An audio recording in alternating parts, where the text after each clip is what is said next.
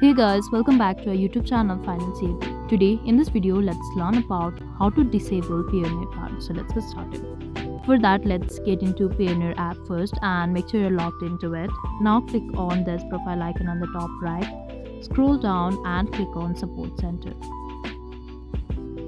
Here we'll be able to see various options. We need to scroll down to My Payoneer card and click on Ordering and Activation option over here. Now under this, since we want to deactivate it, we need to click on How do I cancel my card.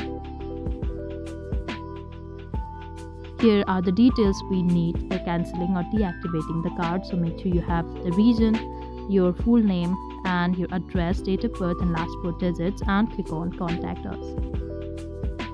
Now here we need to write our email address and our problem, and you can write the comment as well.